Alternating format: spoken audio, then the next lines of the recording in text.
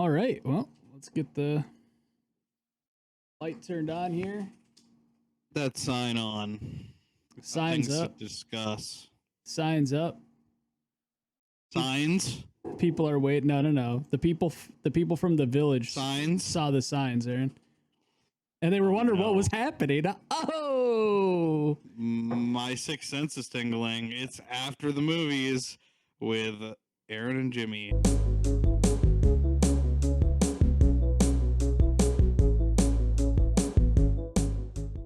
Notably, we are not covering Vicious Fun, which we said we were going to be covering at the end of the last show.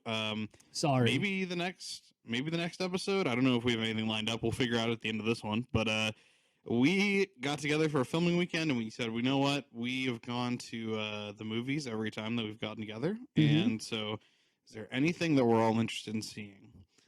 And we are all interested in seeing the movie about the beach that makes you old. So we went and saw it, and we're 30 years older now.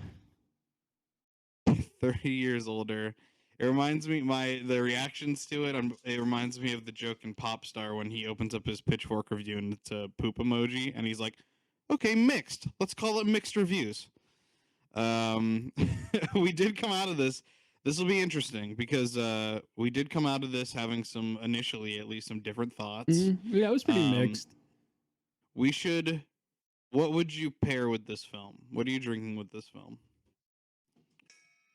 A vodka tonic. Any reason? Just sounds right. I'm just hoping the tonic would make me feel better from watching the movie. So I tried to replicate a beverage that would make me feel like the movie did. I just woke up from a nap, and so what I did was this is parody. Don't do this at home. This is not ill. Don't do this. So what I did for my old cocktail was I mixed about 8 ounces of Red Bull with about 4 ounces of purple Powerade that made this kind of brownish color, disconcerting. And then I also realized that as I was groggy and dizzy, that I hadn't taken my antidepressants in about 4 days. So I'm riding off of a cocktail of antidepressants, purple Powerade, and Red Bull, and I think that that's going to be the closest I can come to approximating the feelings that I had watching this film. Well, it's actually fitting that you kind of put like your medicine together, because that was kind of the central theme of this movie. I mean, when they give them the cocktail drinks and everything like that, so it's kind of almost a fitting cocktail. It's basically like I welcomed you to this island, and I was like, we've made your Red Bull Powerade per your preferences, Aaron. And you're like, oh, thank you. Yeah, we made you a Red Bull Powerade with 2 crushed up Zoloft in it. We understand this is what you need to thrive. Yes, thank you. Can you take me to the old beach now? Let's go. Well, we should cover M. Night Shyamalan briefly. So let's start with I already introduced the show, but this is after the movies with Aaron and Jimmy. Thank you so much for watching. Today we are covering The Old Beach movie by M. Night Shyamalan. Welcome to our bar. Jimmy, walk us through your ups and downs with M. Night Shyamalan, if you have any. Yeah, like we talked about in the car, I thought The Sixth Sense was really good, but I also thought The Happening was a complete dumpster fire. I mean, this is kind of, this isn't, so I think this, but we did watch a show afterwards, so I'm kind of like using bits and pieces, but he does make some films that really just go, what the hell is happening right now? So you either love it, you hate it, or you're just like, I don't ever want to watch another one ever again. Try to look up his filmography. I remember The Happening and Sixth Sense. Village, I didn't care for it all. I'm trying to think of a movie that I actually really liked from M. Night Shyamalan. I know that's not really like a good thing. Well, The Sixth Sense I liked, but let's do thumbs up, thumbs down, neutral. I'll just read through his movies because there's not many. Okay. How about that? Sixth Sense, thumbs up. Thumbs up. Unbreakable, thumbs up. Never seen it. Signs, neutral. Thumbs down. The Village, thumbs up. Thumbs down. Lady in the Water, never seen neutral. The Happening. Thumbs down. I have not seen The Last Airbender. Me either. I have not seen After Earth. Me either. Visit. Thumbs up. Never seen it.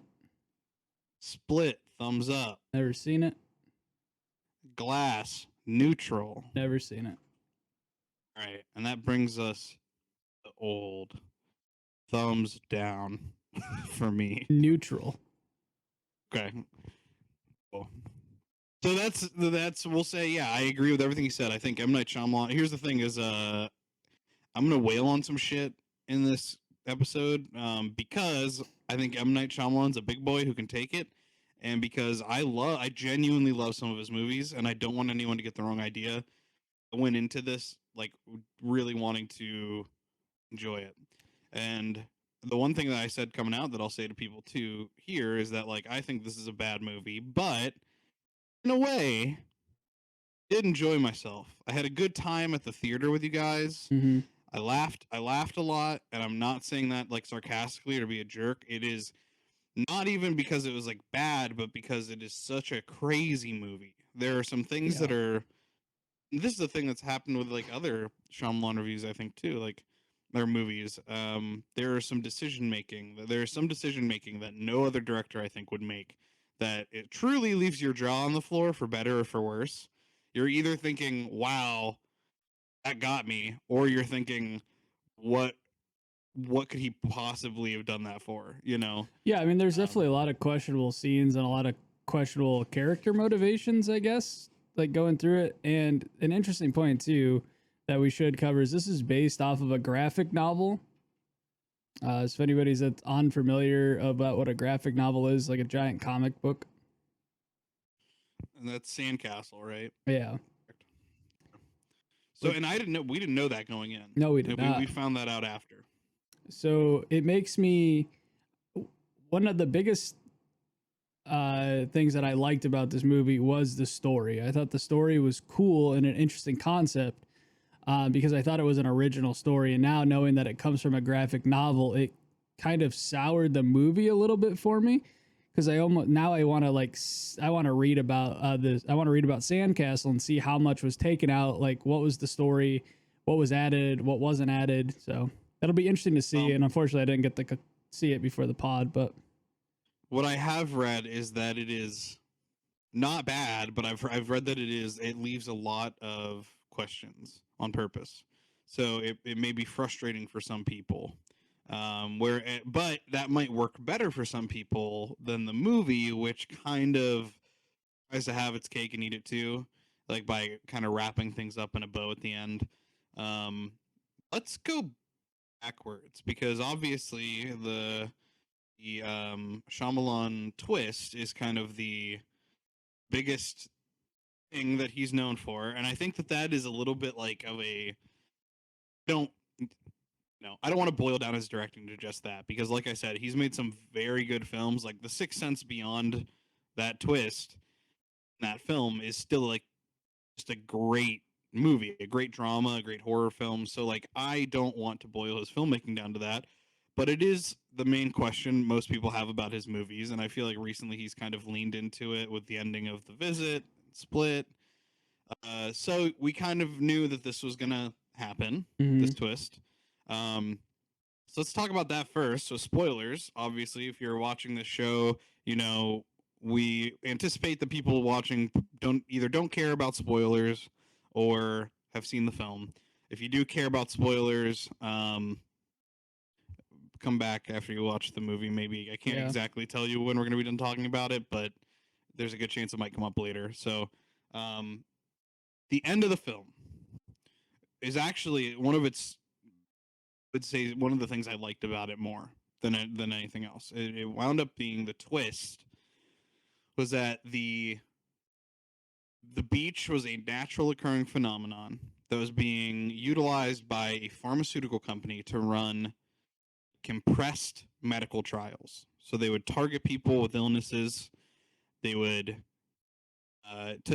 get them to their resort. They would say, "Hey, we have a private beach. It's not for everybody, but we'll take you there." They take them to the beach, and when they get to the resort, they take this. They have these cocktails made up for them, and they don't know that the cocktails actually contain medicine in regards to whatever they're suffering from, and so they're able to see that even though oh, everyone in this trial died, but we found out that this lady's seizures were stopped for 8 hours, which means 16 years of a cure. Because of how time is different there. So I thought that that was quite interesting, because it doesn't really do much with this, which I'm okay with because it gives the audience kind of time to mull it over. But like, it's a philosophical quandary because it leaves the audience wondering. My initial thought immediately was like, oh, so like what they're doing isn't that evil because they're actually saving like millions of people. And then I thought about it a little more, and then I realized like, oh, this is kind of the trolley problem, the great philosophical, would you kill, or is it ethical to kill 8 people, 100 people, or whatever it may be, in order to save millions? Oh man, Aaron. Now that we're talking about this movie, I've seen some things that don't add up. Oh yes, my friend, come to the dark side. Just Come to as the dark side. so as it's stated, it's Made a face, I did because I was like, and I thought I had misspoke. You made a face. no, because I was thinking, and while you were talking, like every single thing, I was like, this movie has so many plot holes from this world that they established. So according to that doctor, every hour was 2 years. Correct? Yeah, if it was 8 hours. It was. Yeah. Oh well, that I kind of pulled out of my ass. It was close to that though. No, that's exactly what he said. That's exactly what he said. He said it'd be 16 and a half years for 8 hours. So that's 2 years per hour. So now I have a question of why were all of the dead bodies decomposing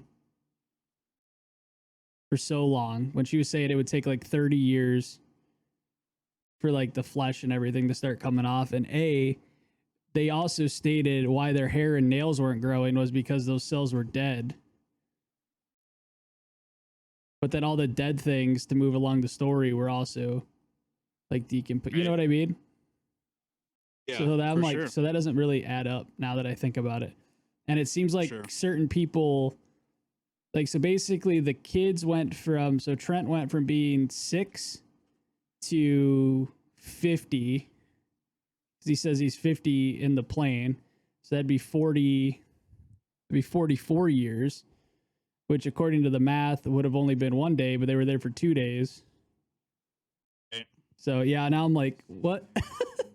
Yeah, and I get it. I could see the comments now, and I understand. There are some people online, so I write for Chorus FM, and we've got this forum, and I was talking to some people about this movie, and there are some defenders of this film, and I've seen this before for other movies, but somebody was like, you can't like, this is a fantastical premise. You can't nitpick. Sometimes you just have to buy a ticket to ride. My problem with that is that I think it's letting a writer director off the hook that has done some very impressive things for sloppiness. And like, I'm not saying, again, I am like, I don't like this movie, but I'm not attacking M. Night Shyamalan because I enjoy over 50% of his catalog. I think he's very interesting. I went into this wanting to enjoy it, and I think it would be a weird review and a disservice for me to just let him off the hook for some sloppy filmmaking when in the past he's been responsible for some very, very tight filmmaking, No, I definitely because see that. the rules that you establish in your universe, fantastical or not, do matter. You have to have rules or else nothing has any consequence. And that was the big nothing really did have any consequence though when you play it all on the line. That was a huge issue. The film's most shocking moment is clearly when these two teenagers come walking out of a tent and the girl is suddenly pregnant, and it's further made uncomfortable by the fact that they have the minds of 6-year-olds, but she's pregnant and then she has the baby, and the baby dies like immediately because it's not getting enough nutrition in like the 30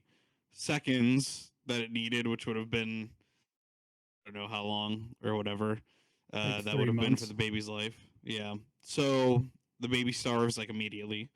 Um,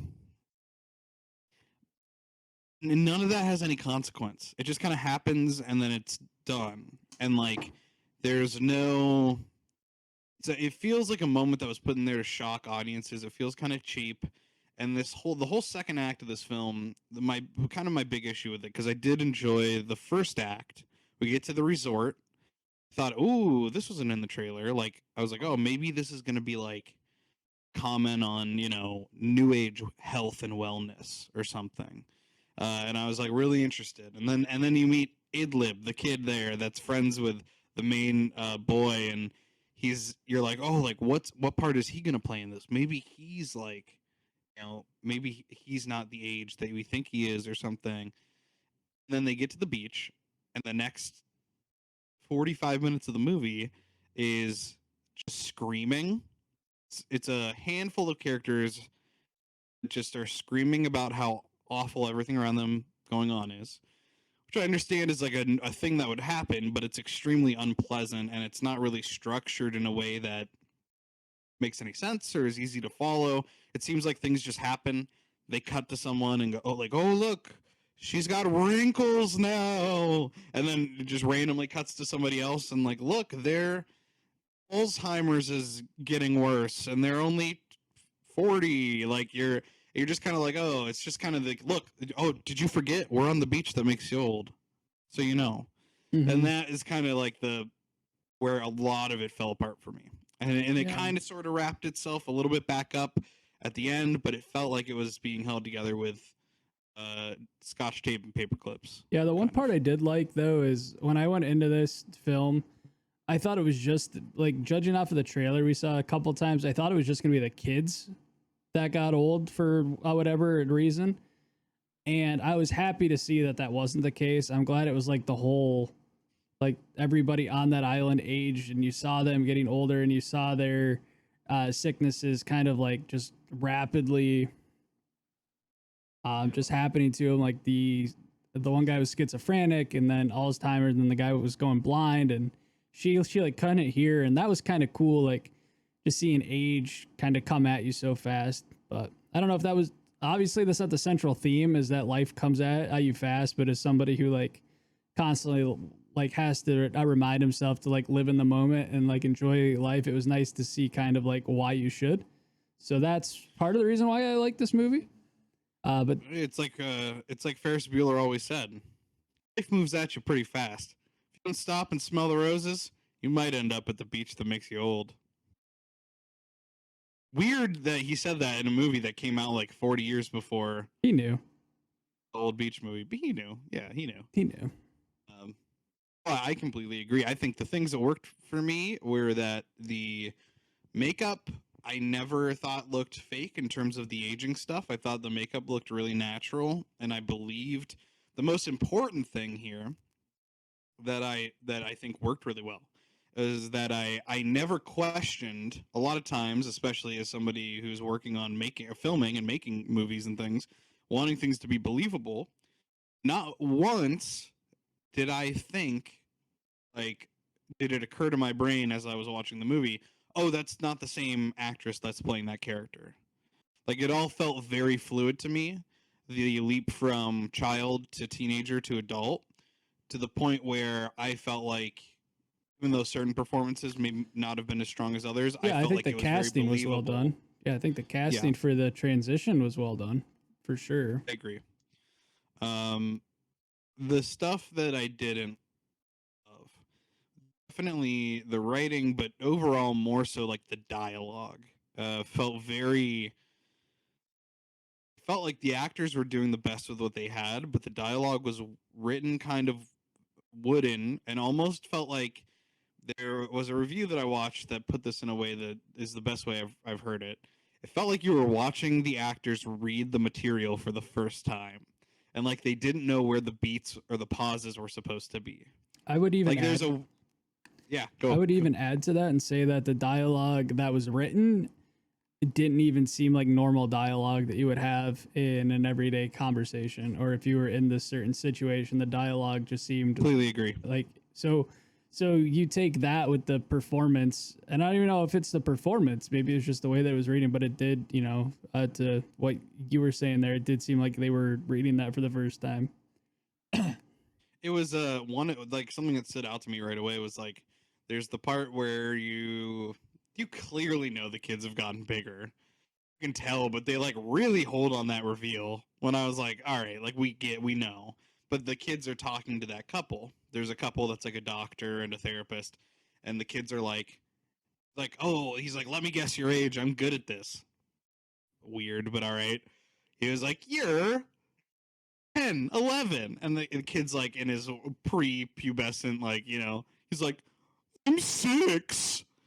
Yeah, and it's very like what's going on, but so the characters they're like confused obviously, but they talk to each other about it even though the kids are right in front of them. There's no like whispering or anything. The doctor just like looks at his wife and is like, they're playing with us, let's just let it go. Then they turn back to him and like continue their conversation, and it's like just this weird thing of like how people communicate, or how they would act in a situation. It just felt very, like, again, I think the actors were doing their best, but rough stuff to deal with here. Yeah. No, I I definitely agree with you on that, though. I think one of my favorite parts, though, that we disagree on, which I'm sure you're coming up to it, is I liked the cinematography at parts, and I know that you didn't. do too. I like it at parts, and I think the main parts that bother me are the ones that we agree on. I think. Yeah, it was a weird thing where like the cinematography was really well done in the parts that were great, and then it was bottom of the barrel in the scenes. Like that scene with the doctor just running, and it just like harnessed on him, and he's running, but it's like so unnatural the way that we're watching it. It just seems like almost like a zombie flick, like he was turning into a zombie the way he was running, and it wasn't intended to be that way. There's also when they go into the cave. Every time somebody gets like disoriented, the way that they film that is meant to be jarring and disorienting, and I guess in that sense it works. But it just didn't. It felt not very fluid to me. Again, that maybe that's the point, but it just didn't work for me. There was some weird zoom shots that I picked up in the movie. Otherwise, at the beginning, especially, I think M. Night Shyamalan's really good at framing things. There was one shot that I remember in particular where the husband and kids are inside the room, wife is outside the room, and the camera pans before she's there, and you kind of survey the room and you see the dad with the kids, and then the camera slowly makes its way back, and she is suddenly in the foreground right in front of the camera. And it was like a really thoughtful way to frame a shot. Other times, people will either love this or hate this, but there was some weird camera work in the sense that something would be happening and the camera would kind of randomly just like pan out so that you could just like see the water, the cliffs or whatever, and then as you continue to hear people fighting in the background or whatever, arguing, and then it would just slowly make its way back. It's almost as if the cameraman got bored for a minute and just decided, I'm going to film these nice waves for a moment, and then I'm just going to come back to what's going on here. Yeah, the cinematographer for this film is also the same on It Follows, Split, Under the Silver Lake, Glass, Us, and Old. So those are all movies I think that I like outside of this one. So, and I wouldn't say it's the worst part. I would say the worst part is the writing, I think. I just think that, again, I think that I really wanted to like this. I don't think that I'm being nitpicky when I say that I was like disappointed. The biggest problem for me, right, is this movie or it touches on or has the opportunity to touch on at least like 6 themes. It is the new age wealth and wellness, health and wellness. Holy moly, brain. I think the Powerade juice is maybe not so good for my brain. Um, health and wellness. So there's like the health and wellness aspect there, and like pharmaceutical companies, that kind of thing. There's this idea that you need to live in the moment.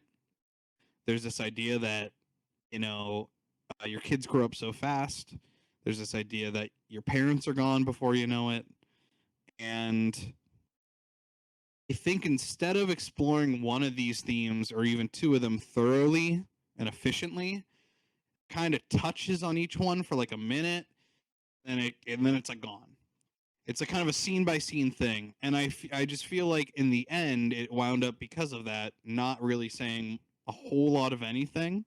Where I think with a little more focus, it could have pulled that off. So what would you do? Do you think that like what would you do to change that? Like what are your Which theme would I focus on? yeah.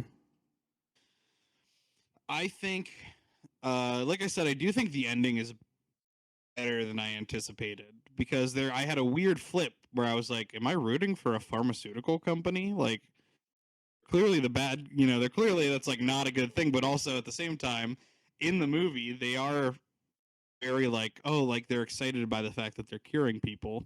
So I thought that was interesting. I would um focus on I'm glad there was other people on the beach, but I would focus more singularly on that main family. And I would hone the themes in personally, I think, to seeing your kids grow up and to watching your parents kind of fade away. I think Yeah. that would be a little more focused, because it does feel like the other characters are there to gradually get killed off. Mhm.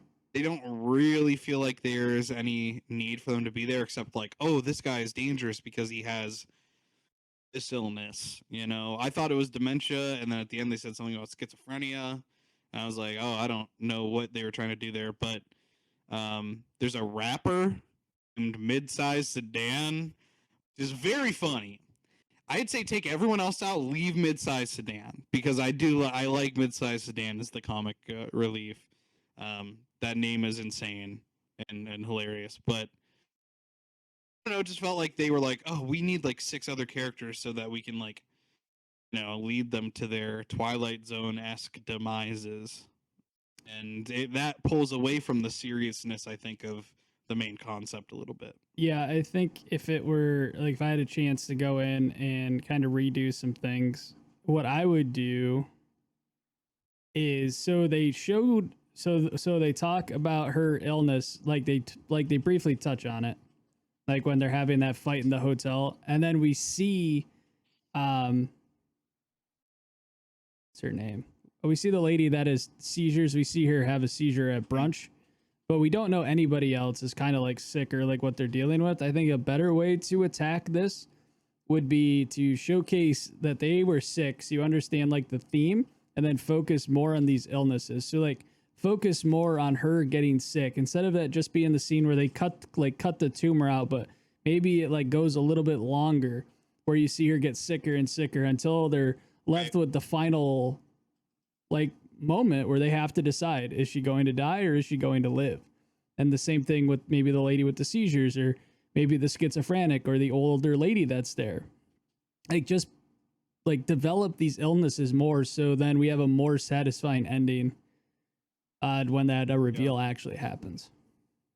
I agree. Totally agree. Um, Overall, I would say this is definitely not. You and I both agree too. This is not the worst movie we've seen all year. The Conjuring is probably still my least favorite thing that we've talked about on this podcast, and Mm-hmm. it is two different kinds of bad movies in my opinion. The Conjuring was, to me, Conjuring 3, I should say, is just simply bad in the sense that it was uninteresting. It was boring. It's difficult to follow. Like nothing is This good about that movie. right. This has, you probably think it has more redeeming qualities than I do, but my redeeming qualities would be the fact that this movie's so crazy. It does deliver in the sense of like, oh, M. Night Shyamalan, that's the guy that makes like crazy movies, right? You'd be like, yeah, this movie's definitely crazy, and whether you hate it or you love it, it is gonna get some kind of reaction out of you. Mm-hmm. In that sense, it wasn't boring. I laughed. I had a good time at the theater. It was a good movie to watch with friends.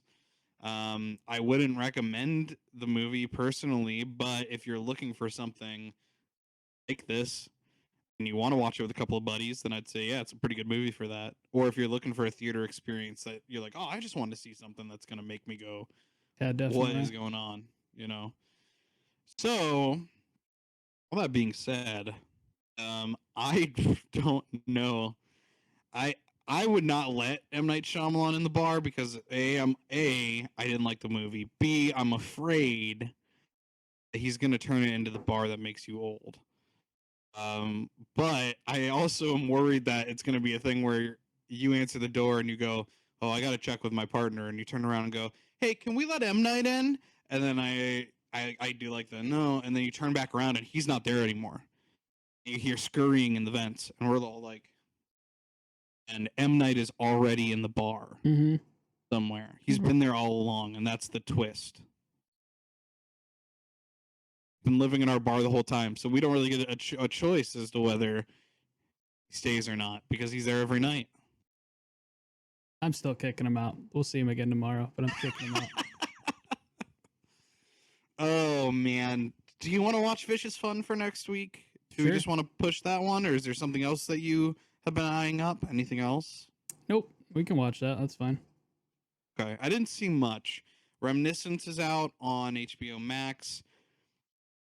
It looks every review that I've read for it says that it is literally like stitched together other movies. Like every review is like, oh, this is like Blade Runner and Inception and like 3 other movies just kind of ripped together. Yeah, I'm good on that. So I think that that's a good one for us to do. Okay. I think that's about it. That covers shop. Is there anything else that you want to mention? Yeah, but we do every show. Thank you to our Patreon members, Jay Irvin and Dylan Painter. Thank you so much. If you'd like to join them for $3 or $5 a month, head on over to patreon.com/Lomo Media. A lot of behind the scenes stuff, a lot of extra content moving forward too. We might be doing something a little bit different with the YouTube channel. So make sure that you're listening to this in the audio form because that's not going to change. The YouTube channel might change just a little bit. We don't know yet, but your best source to not miss a single piece of content is going to be patreon.com/Lomo Media and join Jay and Dylan. Do it up, folks. We would love to have more people. I mean, obviously, it's the Patreon, so we'd love to have more people, but we'd also love to have more people to watch the movies with. So do it up. Join us. We'd love to have you. I don't know. I don't know if I have that much else to say. Things are good in Lomo world right now. Things are good. And if you want to know more, head on over to Shooting the Bit, where we talk in more detail about what else we have going on outside of the movies we watch. Totally agree. Couldn't agree more. Until then, get the hell out of our bar. Get the hell out. No, just get out of the bar. Okay, you can stay. Nope, get out. Get up, stay in, come in, and get back out. Out. There's M Night. Get him out of here.